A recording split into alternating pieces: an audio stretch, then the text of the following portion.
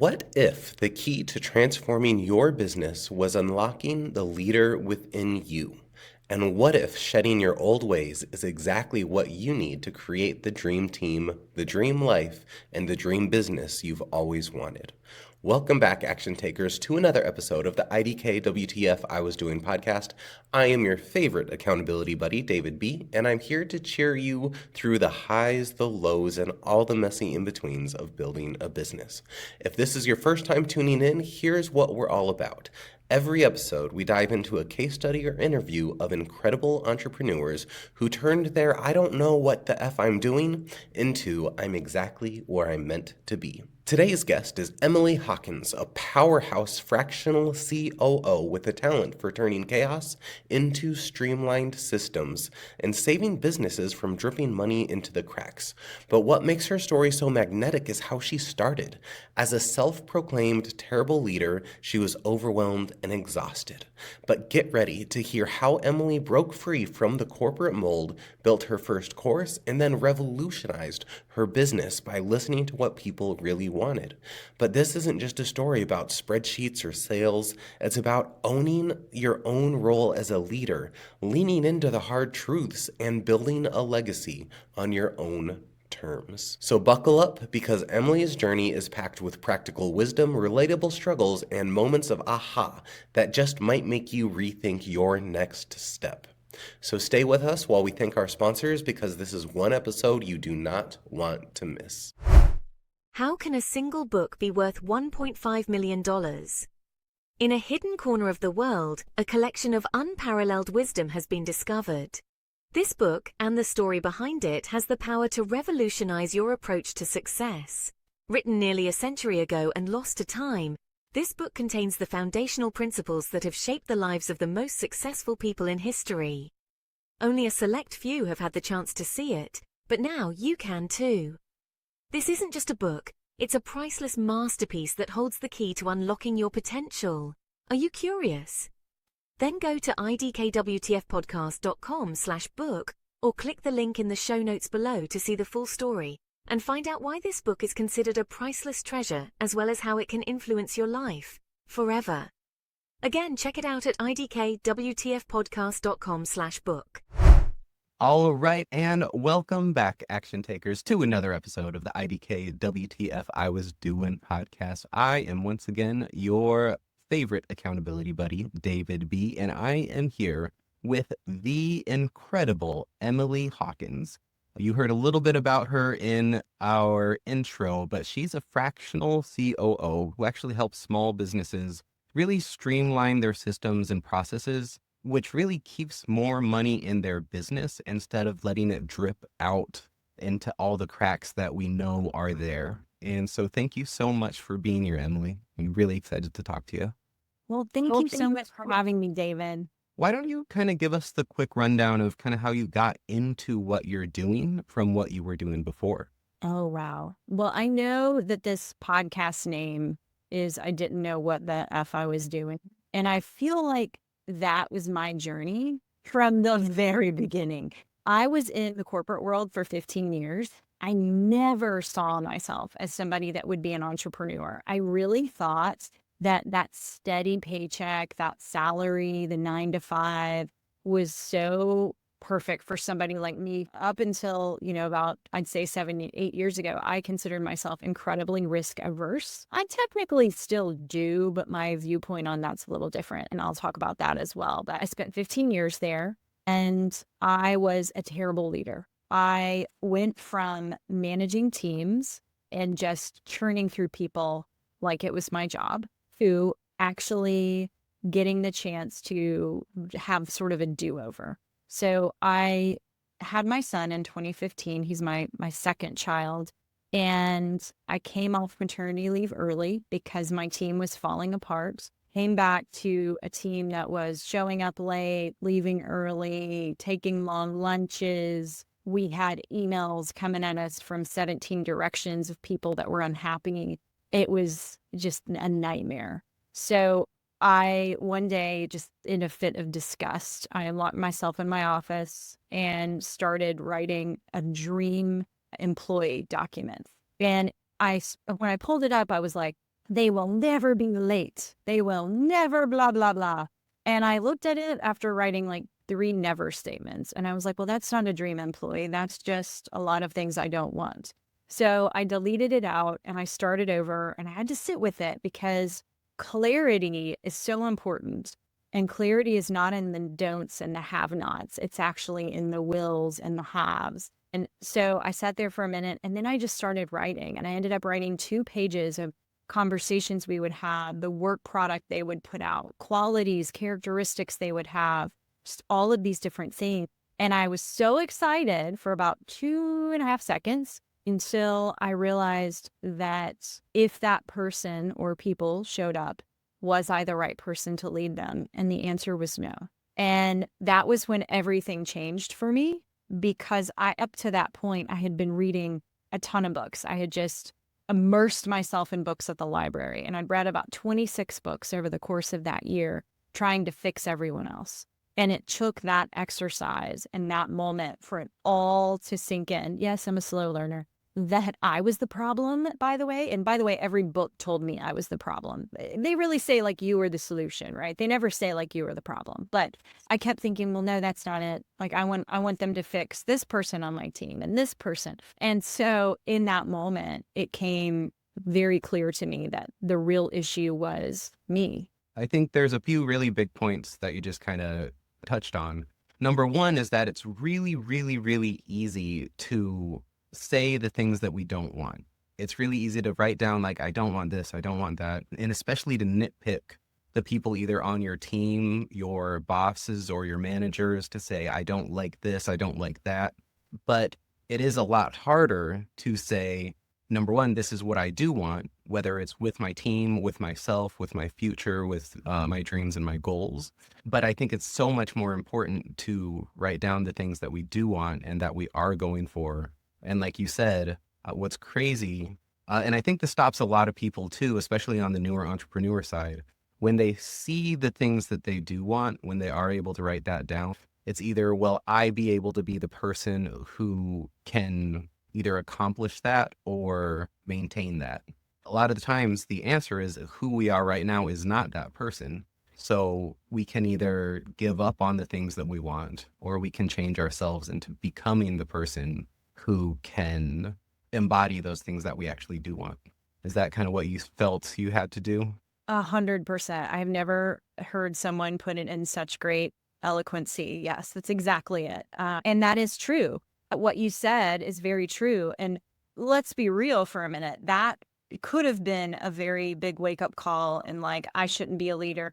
Maybe I'll go to my boss and get him to demote me or something because I shouldn't be leading people. I'm getting very dark this, right? But that's not what I did. I went, and it was a call. I really think it could have happened there is that I could have gone to my boss and been like, I shouldn't be a leader. I have no business leading people. That's not what happened at all. I took it as a call to do more and to be more. And I feel like whatever is put on your heart is there because you are the person to do that thing. It wouldn't be put on your heart and in your head if you weren't. And I love what David said, especially about maybe it's not who you are right now, but it's who you are going to become and who you are becoming in this moment. One of the greatest things I heard was, there's a term that I think a lot of us hear, between a rock and a hard place, right? Like, oh, I'm stuck between a rock and a hard place.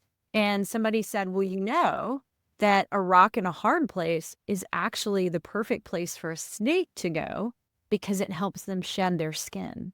I thought, oh, that's so true. When we are shedding old beliefs, the greatest place for that to happen is when we feel like we're hemmed in and we have no choices and we're between that rock and a hard place. And that's literally what happened to me in that moment. And what was so beautiful was I decided to change everything. And I decided I was going to stop leading like I had seen, because I'd had some really great bosses. So I was trying to be those people. It works really well for them, didn't work well for me. And so I decided I wanted to lead the way I knew was possible. I knew it was possible. And so what was really wonderful was in the next 90 days after doing that, those dream employees showed up for me. And 90 days after that, I had the most productive team in the company. We were just on fire for what we did. I was working less. I was taking Fridays off. Like, I was like, this is a dream. In fact, Curiosity, what specific steps did you take to become a better leader to attract the better teammates? oh, I love that. So first and foremost, I took ownership of everything. So as an owner of a business or a leader of a team, just know that you are always the person at fault. So if somebody is not producing properly, it is your fault. The reason I'm saying that is because it's very empowering. It means that most likely you aren't communicating clearly. You haven't given them the right support. There are myriad things that you are potentially doing incorrectly. And that's so wonderful because you can always do better. You can always improve. And sometimes, by the way, if the person really just can't correct, having that hard conversation, putting them on a performance improvement plan, letting them go, that is a beautiful thing because not only are you being real and honest and freeing the organization from something that isn't serving it, you're freeing that person from a job that isn't serving them. So That's something that when I worked in retail was my thing, but like an employee should never be blindsided when you let them go. Like it should be so crystal clear. Like they should probably quit because they know they literally cannot do the things that's being asked because they've been given so many resources to do it correctly. Like if they don't feel that way, you're clearly doing something wrong as a leader because they don't know what they're doing wrong if you haven't overtly explained it to them. I think that's absolutely true. 100%. And another thing is putting the right people in the right seats. Constantly reevaluating. Your business is going to shift and grow, especially as an entrepreneur. You're going to start here and you're going to go over here and you're going to go over here, and it's not a straight journey. And when you do those shifts, so just to give you an example, within the first 5 years of your business, whoever is on board with you inside of that business, contractors, employees, whoever, 80% of those people will not be. That's okay because your business is going to grow and change. And I am living proof of this. The people that started with me and they're doing different things now. We outgrew each other for various reasons. And that's a beautiful thing. It's not a bad thing. So when I was in the corporate world, what I learned, and a lot of the things I learned, was over communicating. So I might think that I'm over communicating. I'm putting it in an email. I'm saying it out loud. I'm following up on it. That feels like a lot. And yet it's not. It's actually what your people need in order to feel supported.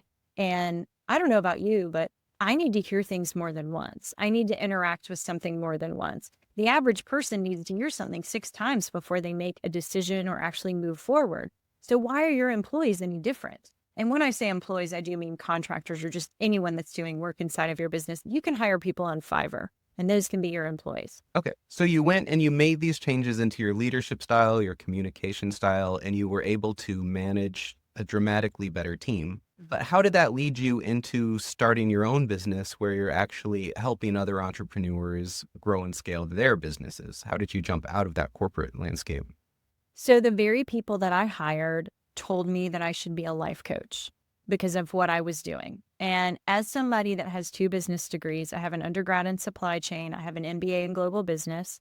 I thought that was made up BS and woo-woo, but enough people said it to me that I was like, all right, let me do some research on this. And I ended up becoming a board certified life coach with the Tony Robbins organization, the Robbins Madonna's School.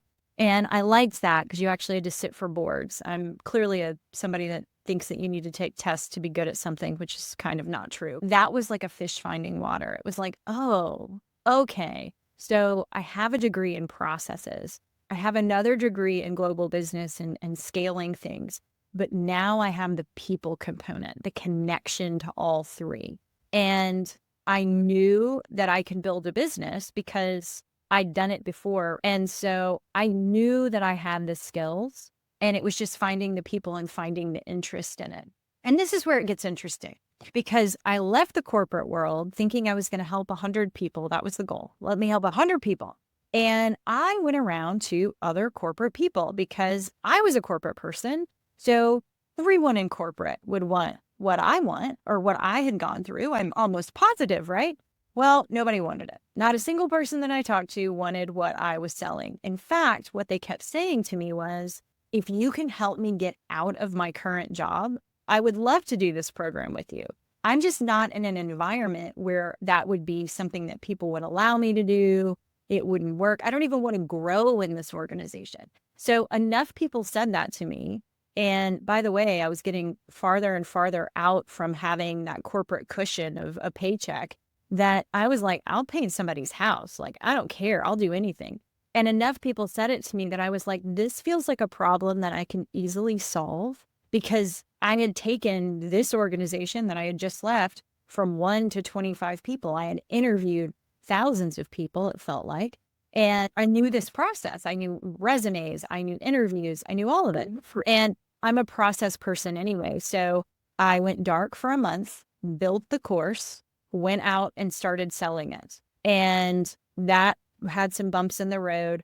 But about 9 months into that was when it just started selling like hotcakes. It could have sold itself. It just was blowing up. And I was featured in Forbes in 2020 for the work that I did in that course.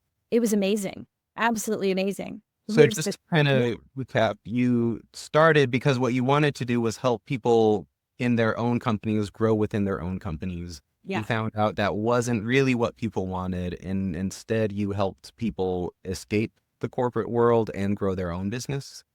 No, I love where you're going with this. That feels logical. That feels so logical, Dave. No, this was actually helping people get out of a corporate job and into another corporate job. So not at all, right? But my heart started to die because that was not where my heart was, right? I didn't want to help somebody go from a corporate job to another corporate job. And then I was trying to teach them what I had done in the corporate world when, like, oh, you've gotten out of your job, so let's do leadership now.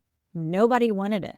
But what was beautiful about the whole experience was that like I said, I was featured in Forbes. I got on the radar of a very prominent mastermind and joined a mastermind for $1 million businesses. And it was in that room that the leadership that I do today came back to life, because I walked in the room, huge imposter syndrome about, oh my gosh, these people have $1 million businesses. And I was like barely there, just like by the skin of my teeth kind of thing. And I was convinced I was the lowest earning person in that room. And I do actually think that was true.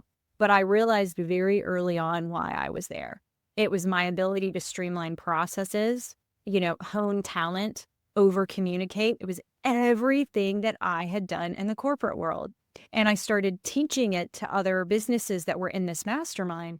And there were 2 gentlemen in this mastermind that are still dear friends of mine to this day that pulled me aside. They were like, why are you not selling that? And I said, oh, I tried selling that. Nobody wanted it. And they were like, what do you mean nobody wanted it? So I tell them the story and they were like, yeah, because you're selling it to the wrong people. A business owner wants that, not somebody that's in the corporate world. And just because it was my story of me starting in the corporate world, I made this grand sweeping assumption that it only was for corporate people.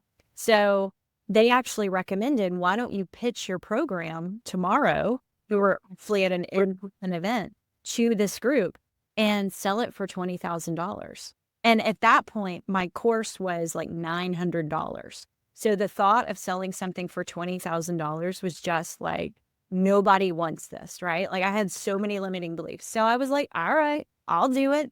And in this specific group, I had a hot seat, which meant I stood up in front of the group. I shared a problem, and everybody in the group for the next hour gave me, ideas and asked questions. And it's amazing, by the way. Masterminds are absolutely amazing for these types of things. It's actually what built my business as well, was running a mastermind group back in like 2018. Right? You learn so much. It's like growth on steroids.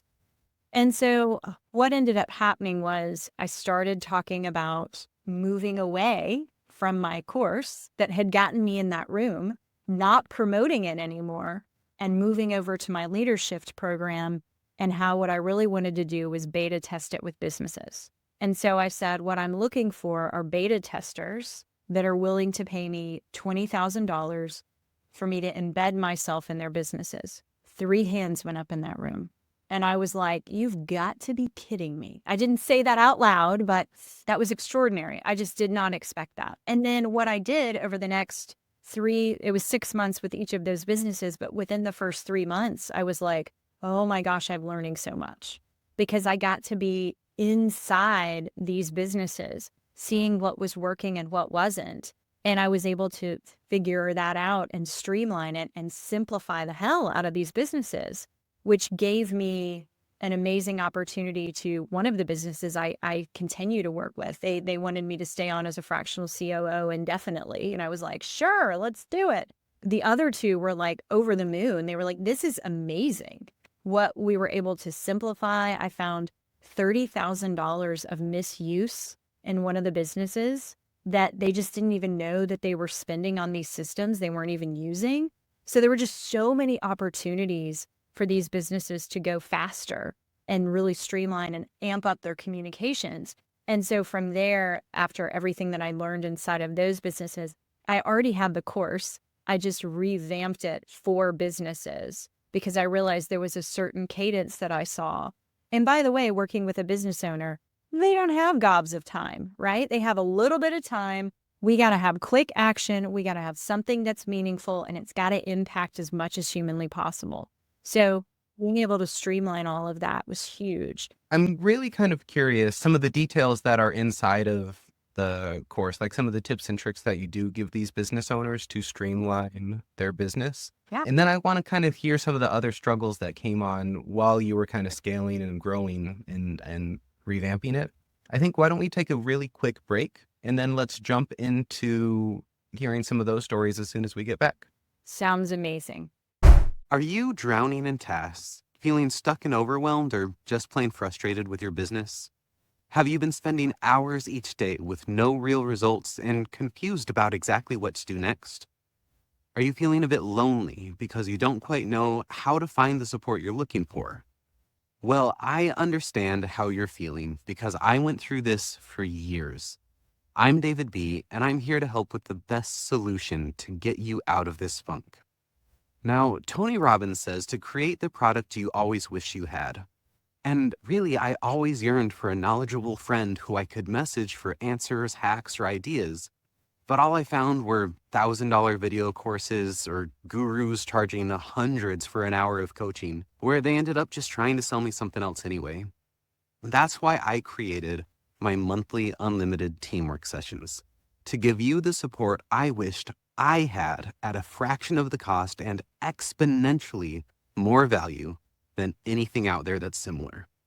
Get started with me today and enjoy virtually unlimited access to my personal cell phone number every day with no contracts, no commitments, and you'll have hands-on support whenever you need it. You can work with me as your personal mentor, your assistant, or your accountability buddy, always just a message or a phone call away. Imagine not having to purchase another book, another online workshop, or some masterclass because you can just text me, David B., your buddy, who has been at the forefront of this industry for a decade.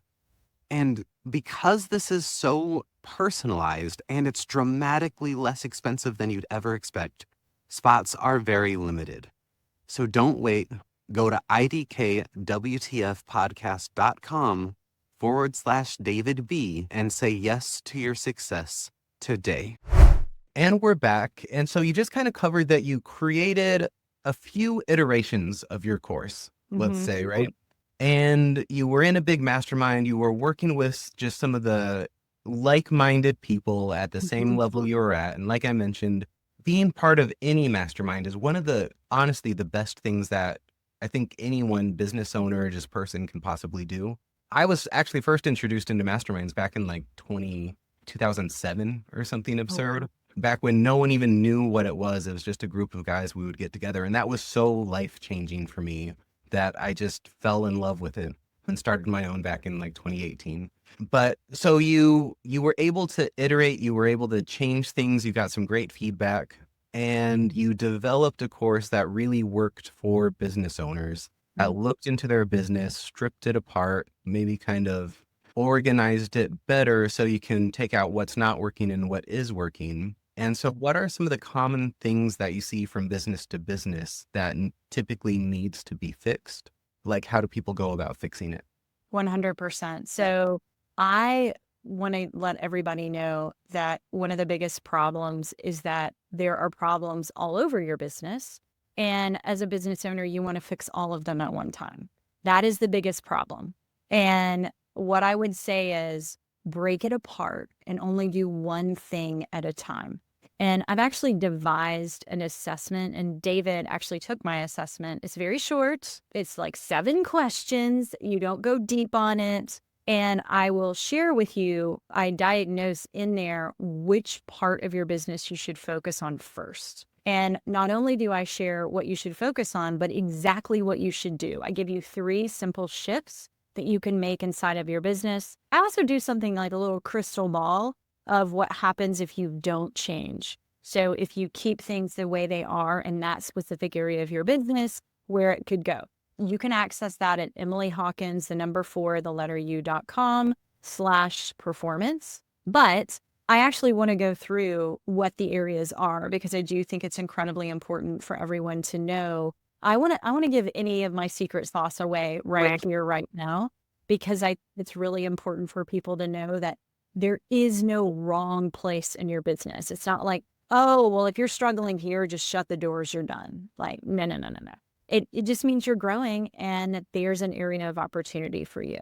So the first one is operational excellence. And these all build on each other. I like to think of it as a wheel. If you're listening to this, I'm making like a wheel motion with my hands, where this feeds off of each other. Each of these items feed off each other. And because of that, when you fix one thing, it can lead you into something else. And it actually starts improving all the other things, which is really exciting. So the first one is operational excellence. And it's really getting that, understanding what the numbers are inside of your business. So many businesses I work with are amazing service providers, and they chronically say, I'm not a numbers person, so I just don't keep track of any of those things. Here's the thing about numbers. I don't want numbers to scare you, nor should they.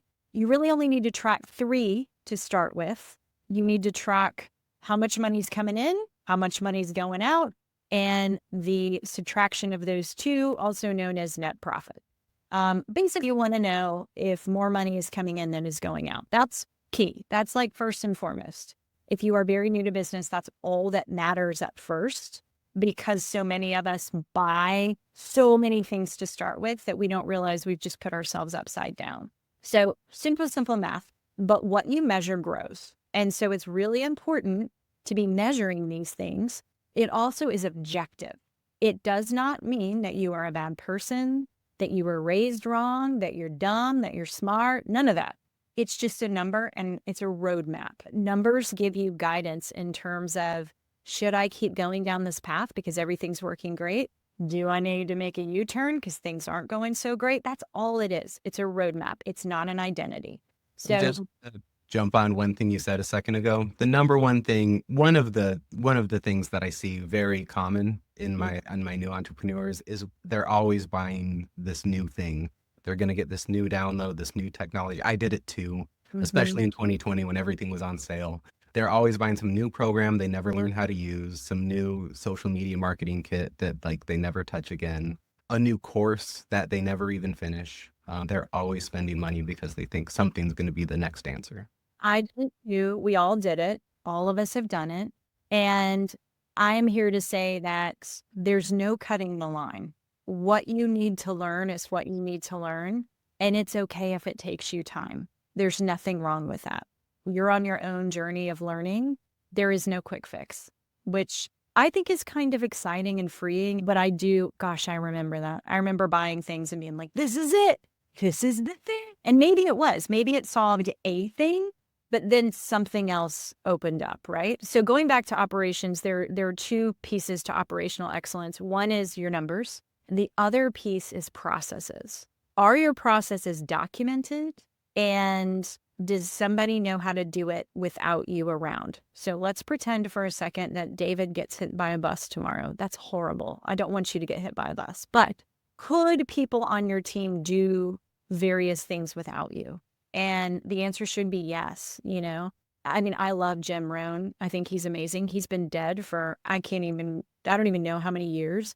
And y'all, people still sell his courses. That is a magician man, if I've ever seen one. So that's how your business should run. It should run with you being taken out and it still functions. And that happens with having really great clarity in processes that are happening inside of the business. I think that's another really hard one, especially for newer entrepreneurs too, because it takes time to document each step that we do, especially when we're like a 1 or 2 man show. We're always out there, we're doing it, we're putting out fires, we're doing everything as quickly as we possibly can. But taking that time to write down the steps for each piece of our business, I think is really important and takes time. So we often don't do it, which means we can't duplicate ourselves to free ourselves up for other things. Okay, so let's learn right now how to do that. We're going to do it right now, and we're going to free everybody up because that sounded horrible. Writing everything down like, oh, that sounds really hard. Here's what I'd rather you do. There is a task that you are doing right now, and I'm talking to the listener. There is a task today that you are going to do that you wish you weren't doing anymore. So we're going to create an SOP for it. An SOP stands for Standard Operating Procedure. I like to call it some other person. Some other person is going to do this job. It can be somebody you hire on Fiverr. It can be somebody you hire on Upwork. It can be a VA. I don't care who this person is. It can be your sister. But somebody else is going to do this task. But in order for them to do it, they need to know how you do it. So if you have not used the tool Loom, Loom, huge fan, very easy. First few Ring videos are even free, I think. You go on to download the software. It's super, super simple. Whatever task it is that you are doing, turn on Loom and start talking through it. Actually do the task and talk through it. So you're already doing it because the thing needs to be done. So talk through it. You're sharing your screen because that's what Loom does. And then I would recommend paying, I think it's like $12. It's very cheap to get like the Loom. It's not even pro. I think it's like just like a little account. Why do I want you to do this? Because Loom gives you the transcript of what you just did, also known as writing things down for you. Now, the transcript is you saying and all these other things. It's not great. So what I want you to do is go into Loom, click on the transcript, copy it. You can hit one button and copy the whole thing. Go over to ChatGPT, completely free, absolutely free. Say, make an SOP out of this transcript. You could have all of your SOPs documented in a week because you're touching all these things anyway. So I'm not actually asking you to do different work. I'm just asking you to narrate what you're doing. That's it. You're already doing it. And what's great, what I have learned from doing it this way, is that it's an actual thing that you're doing. Because I find that when we write it down, we're very theoretical about it. Like maybe I would go here, or, when we come up with test examples, and it's never exactly what's happening. So if you use actual live data, it's an actual thing that you're doing, then somebody can literally see what you're doing. It's just so incredibly helpful. So anyone can go and create SOPs now. Secret sauce given in that regard. That's awesome. So let's pretend that you got your SOPs, you're tracking some numbers. Like I said, you only need 3. We're good. So now, what do you want to do? Well, I think you should start hiring people because you actually have the 2 things that you need in order to do that, which is numbers. So you've got a direction that you're going, and then you've got these SOPs. So let's hire people. Well, how do you do that? Well, the next step is really, who do you need? Why do you need them? And creating that job description. So in my course, I actually give you the recipe of the structure of exactly what you need to do this to put into ChatGPT to create not only your job descriptions, but performance, what is good, better, best for this person, and a 90-day onboarding plan for this person. That's right. We're going to generate all of this. You can do the entire thing. I would give yourself a week to do this. You don't need a week. You need like 2 hours. The reason why I want you to give it a week, you got to think about it. You got to think about it and think about who makes the most sense right now for my team. So that's really the hardest part, is really deciding who it is. again, in my course, we talk through the best people to hire. And I'm a huge fan, again, of starting with Fiverr or Upwork or something like that to test out who it is you need. I would say whatever you hate doing the most is who you should hire first. Normally, it's a virtual assistant, somebody in data analytics, so they're doing reporting for you that you don't want to do. Social media, we don't want to be doing that anymore. What would be great social media? What would you like to see there? Very similar to what I was talking about before, about when I was creating that dream employee thing. Well, now I give you exactly how to do that and use ChatGPT to help you with that. Yeah, I think that's super smart, especially ChatGPT makes things so much easier nowadays. Because like not even a year ago, we had to do this all by hand. So one quick thing I would ask you on that one, or rather point out, is that before hiring someone, you do have to have the SOP in place. A lot of people, what they try and do, where I think a big mistake happens, is they hire for something that they hate, but they don't know how to do it themselves. And therefore, they're unable to correctly train the person to do it the way that they would want it to be done. Or that person is able to take advantage of them because the business owner doesn't even know what should or shouldn't be happening. So I think having that SOP in place is such a critical step that a lot of people kind of gloss over because it's hard to do. I love that you said that, because that's so true. Oh, I don't know how to do that, so I'm just going to hire someone. This is actually what you were referring to earlier when you said that a lot of business owners, including you and I, went out and bought things that were going to solve our problems. We threw money at the problem versus really getting clear about what's truly my issue here and why is it not working for me, and understanding what it is I want.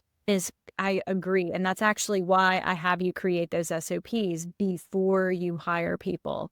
Going to be a disaster if you do it the other way. You're going to have a revolving door of people if you don't.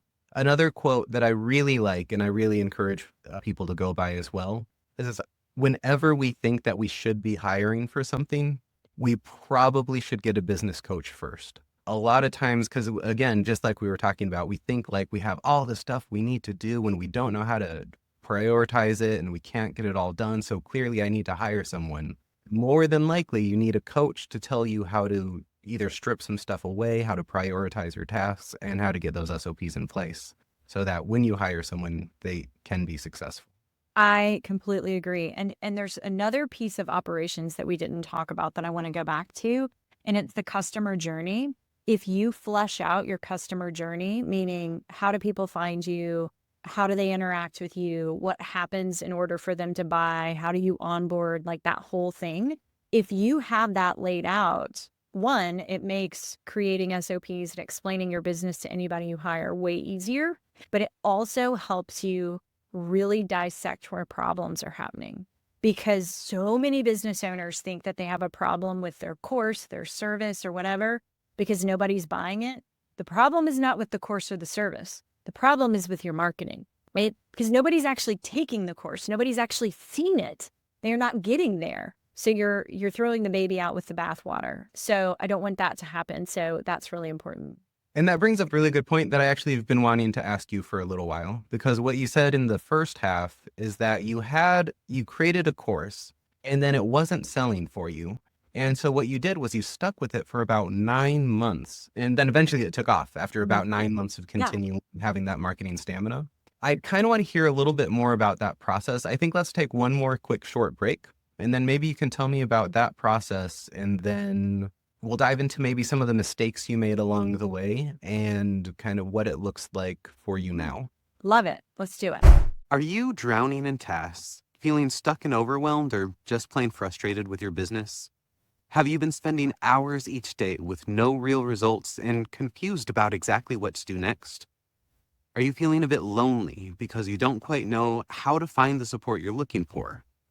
Well, I understand how you're feeling because I went through this for years. I'm David B., and I'm here to help with the best solution to get you out of this funk. Now, Tony Robbins says to create the product you always wish you had. And really, I always yearned for a knowledgeable friend who I could message for answers, hacks, or ideas. But all I found were $1,000 video courses or gurus charging hundreds for an hour of coaching, where they ended up just trying to sell me something else anyway. That's why I created my monthly unlimited teamwork sessions, to give you the support I wished I had at a fraction of the cost and exponentially more value than anything out there that's similar. Get started with me today and enjoy virtually unlimited access to my personal cell phone number every day with no contracts, no commitments, and you'll have hands-on support whenever you need it. You can work with me as your personal mentor, your assistant, or your accountability buddy, always just a message or a phone call away. Imagine not having to purchase another book, another online workshop, or some masterclass because you can just text me, David B., your buddy, who has been at the forefront of this industry for a decade. And because this is so personalized and it's dramatically less expensive than you'd ever expect, spots are very limited. So don't wait. Go to idkwtfpodcast.com/David B and say yes to your success today. All right. And so, yeah, I really want to know, because so many people going just 1 month without sales or 2 months without sales, they get completely defeated. So you said you went 9 months with one product before you really started getting traction. What exactly was that product, and what kept you going for so long with that one thing? So I was selling one-to-one for a really long time. I was mainly on LinkedIn, and so people were finding me that way. And I was doing great, but I reached a point where I really couldn't do any more one-on-ones. I just didn't have enough bandwidth, and I wanted to serve these people correctly. And so the course aspect felt like it made the most sense. One-to-one and one-to-many is a different animal in so many ways. And I didn't really know that when I went into it, but I can tell you, like I said, I have a 9-month story on this. It will not take 9 months to tell you, but it was a 9-month journey. So first, I decided a live launch. So what I did was I went on social platforms, went live, just like I'm doing now on this beautiful riverside, and said, hey, I am going to offer a webinar. And this was when webinars were still like pretty darn popular and effective. Not that they aren't now, they are, but they have a place. So I'm going to offer this. I'm going to offer it on like a Thursday. I'd love for you to sign up. And, you know, I don't remember how many people signed up to join me. And then live, I pitch my Market Me program, and I get like 25 sales. And I was like, oh my gosh, this is amazing. I've done it. I have done it. I have solved all the things. So I decided that I was going to launch it again every month for a year. Why? Because I wanted to see if it really was real. Was it true that I had figured this out? Spoiler alert, no, I had not. What I had done is I had tapped into my warm audience. All of us have one. People that we've known for a million years that know, like, and trust us, that will buy things from us because they love us. And I had 25 of those people. The reason why I know it was warm audience is because the very next month I started running ads to my live webinar. And by the way, I spent tons of money because I just didn't know, right, what I was doing.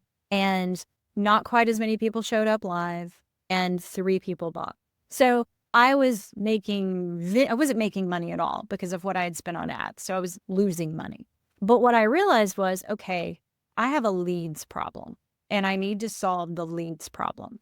So the next month when I launched, I solved the leads problem. I got better audiences on my ads and all of that. Well, I still only made like 4 sales. Why? Because nobody was showing up. Why was nobody showing up? So that was my new problem. So month 2, I got my leads, knew those were coming, but how do I get them to show up? That was the problem that I was solving. And what I want everyone to understand is I changed nothing else. So each time I did this, I changed one element. If you change too many things too fast, it will explode. You won't know what worked and what didn't. It's a disaster. So pick one thing and leave everything else the same. So lo and behold, I get a lot of people to show up. Nobody buys. I think I got like 6 sales. Okay. So now I have a presentation problem. I have a value problem. So then I go into my pitch and I also go into my sales emails. So everything that happened during the webinar and after, because I had people showing up, but nobody was buying. So I spent the very next month on the presentation and on those sales emails, dissecting them, taking them apart, making them better, doing all these things. I worked with a copywriter who helped me a lot there. That was a great investment because I knew what I needed. And I was very, very direct with her on what was good and bad. It was a great opportunity. I didn't hire her right when I was launching everything. It was right when I knew exactly what I needed help with. And she was great in partnering with me. She didn't necessarily write everything. She just helped me polish it and make it more direct and right for the right audience. So that month I got 25 sales. So you're going to notice that that number is very similar to the number from the very beginning. So I thought it was a fluke. And so I was like, let me not change anything because something worked. Let me launch it again. So the very next month I launched it again and I got 50 sales. And I launched it again the very next month and I got 100 sales. And so then I went dark and I evergreened it and I got 150 sales a month for a year. Wow. Yeah. And so that is the power of having your customer journey. When you nail it down, you change one thing at a time and you experiment with it. What if And I change this one thing? what was that product and what was the offer? So it was Market Me, and it was the one where I was teaching people how to write resumes. So write their own resume. And by the way, this was before ChatGPT. You can literally do everything in that course with ChatGPT now. But it was how to actually market yourself in a corporate job. So how to interview, what questions they might throw at you, how to prepare those answers, how to wow them in the final interview, and again, how to write that resume. So it was And a the whole very time, straightforward course. you also never changed the course over that entire time. It was just everything leading up to selling the course, right? Yep. I changed absolutely nothing because it wasn't the issue. Even the people that were going through it, that wasn't the issue. But what was great was once I started getting large numbers, then it did become the issue, right?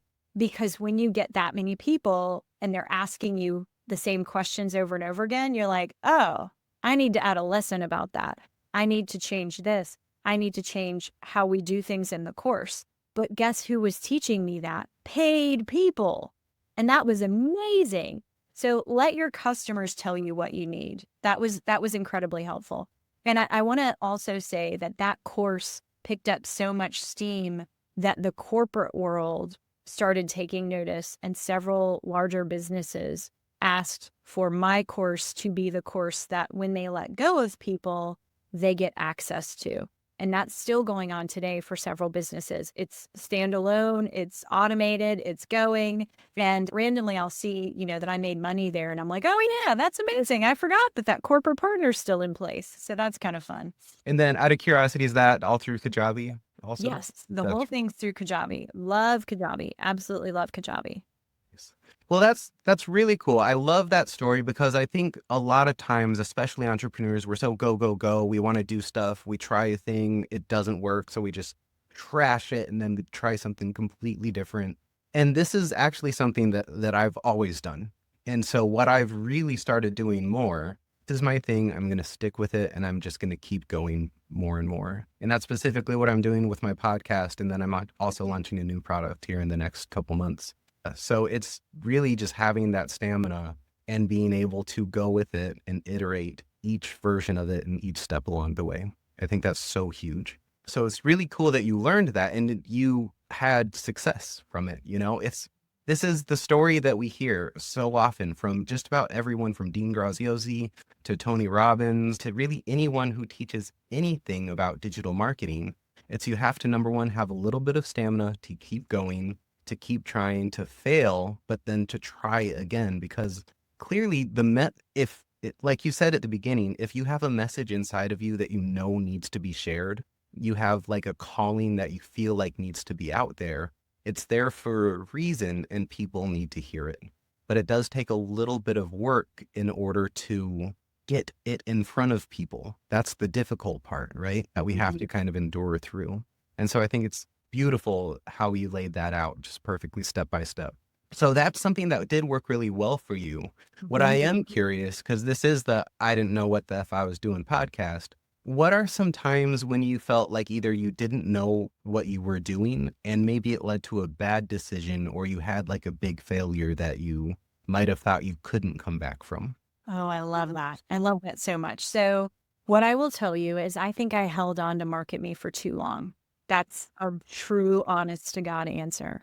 It was cushiony. It was like the corporate job, the 9 to 5 sure thing that was always going to be there until it wasn't. That course, just like the rest of the world, changed over time, right? There were a lot of Me Too's that came on the market, and my heart was never fully in that product. It was always going to be a stepping stone. But as much as I wanted it to be a stepping stone, I wasn't stepping fast enough to the next thing. And I held on to that being the only product for too long. And what if I could go back in time, I wouldn't change anything because I learned so much, but would have fleshed out and gone forward with what leadership is today sooner. But I was scared. It was so different than what I was doing. And I was like, oh, I don't want to let these people down. I feel like it's pivoting away from what I do. I had this weird, I don't know, people-pleasing moment of like, I feel like I'm being disingenuous to the audience that got me here. And all of these made-up stories. And it kept me small. And it made it to the point where I had a little bit of where I didn't have money coming in for about 3 months because I was sunsetting Market Me and ramping up leadership. And there really wasn't a beautiful cushion in between. So that was the biggest mess up. But what was really interesting about that is I'm really proud of myself in those 3 months for not ramping up the Market Me machine again, because it would have been very easy for me to just stay with it and be like, let me run this one more time. And I said to myself, I really want to let this go. I really want to let this go. And I've just got to be comfortable with that. And I'm so glad that I did. It was scary. It was very scary seeing, $0 coming in. But then when the new product took off, and what I sell now is a lot more expensive. And so for what I was selling the other product for was worth about 10 to 20 people. So it was a good change, but it was very uncomfortable. So Yeah. So it sounds like you had one product and then you didn't branch off and do kind of a value ladder stepping. Correct. I did not ascend. I didn't let anyone ascend. Just let them stay. And it was, what a disservice, right? Yeah. Yeah, that's huge because, it's important to start with one thing, let it work, and then absolutely have more options for people to go into because they're part of your community now. They know, like, and trust you. They love what you got. They'll buy more stuff, but it sounds like you never gave them something else to do. Why don't you tell us a little bit about what leadership is, exactly who it's for, and maybe how people can find out some more about it? Most definitely. So leadership is for business owners. I love it when you have a team. And again, it can definitely be a team of contractors. You don't have to have full-time employees. People looking to streamline what they're doing. If for whatever reason you're looking at the end of the month and you're like, I did all this selling and I'm just not getting a lot of money at the end of the month. That's where I come in. So I'm not going to help you sell more. I'm going to help you keep more money in your business and hire either the right contractors or the right people that make the most sense so that you can actually sell more and keep that money in the business. Again, I was alluding to those 6 different areas that you can work on. We talked about 3. I'm not going to tell you the other 3 because I want you to take the assessment at Emily Hawkins for you, the number 4, the letter U.com/performance to find out where you are on this and get your shifts. You get 3 shifts that will help you. And it doesn't matter where you are in your business. This is designed to help you. What I find most interesting is that when I started this, I was working mainly with online businesses. What's interesting is the market tells you where you fit. About 90% of the people I work with now are brick and mortar. How random is that? And I have the digital background, so I love digital businesses. Like I said, about 10% of the businesses I work with are digital. but I had no idea how much of our digital world brick and mortar businesses people, and weren't even aware. So I'm so excited to bring this to brick and mortars of all shapes and sizes. Again, having some sales coming in, important, not a huge amount, but having sales come in. I do not help you make sales. I help you keep the money and grow the business that you have. In fact, one of the ways that I help grow is with referrals, which, by the way, are free and beautiful and all the things. So many businesses do not use the referral system well, and it's a gold mine if you have a great product, which, by the way, anybody listening to this, you have a great product. I just want you to know that. So, Well, awesome. Well, thank you so much. How can people find out more about it? You told them they can go take the quiz. yes, you can also go to Emily Hawkins, the number 4, the letter U.com. You can learn more about leadership. I have some other little free goodies over there that you can learn more about yourself and your business and all the things. You can also follow me on any platform. I'm on LinkedIn, Instagram, and Facebook as Emily Hawkins, the number 4, the letter U. So try to keep it super simple. Everything is Emily Hawkins for you. Perfect. Well, thank you so much for hanging out with us today. Our community of action takers is going to love this information because I feel like it was a lot of practical advice, and you have a wonderful story that went along with it, and you are exactly a product of the things that you teach. And I love to see that because it just reinforces the fact that anyone can do these things. It takes a little bit of work, a little bit of effort, but as long as we're doing something, even when we don't know what the F we're doing, as long as we're doing something anyway, it's critical. So thanks so much, Emily, for being here. I absolutely enjoyed our time together, and I cannot wait to talk to you again. Thank you. What a ride Emily Hawkins has taken us on today. From navigating the corporate world with its daunting challenges to redefining leadership and building a business that empowers others to thrive, Emily's story embodies resilience and transformation. Her journey from managing a crumbling team to becoming a sought-after fractional COO illustrates the power of self-awareness, relentless learning, and the courage to pivot when necessary. But what about you, my dear listener? Are you identifying opportunities for growth within yourself or your business? Because Emily's pivotal realization that the true change begins within is a powerful reminder for all of us. So take a moment to reflect what's holding you back and how can you rewrite that story? Because remember, the challenges you face today might just be the crucible for the leader you're destined to become. And now it's your turn to act. Whether it's creating your own SOPs, revisiting your marketing strategies, or simply daring to write down what you do want, Emily's story is a testament that you don't have to have it all figured out to begin. And don't forget, community is key. So surround yourself with mentors, peers, and even podcasts like ours to keep you grounded and inspired. And as always, if you've listened today and thought, wow, that's me, or even I'd like to connect, send me an email or sign up to get our bundle of free resources on our website at IDKWTFpodcast.com. And just because you are an action taker, don't forget that you're not alone in this.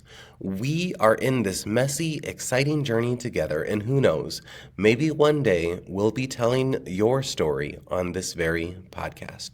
So stay brave, stay curious, and remember that even if you have no idea what the F you're doing, just do something anyway. We'll see you soon.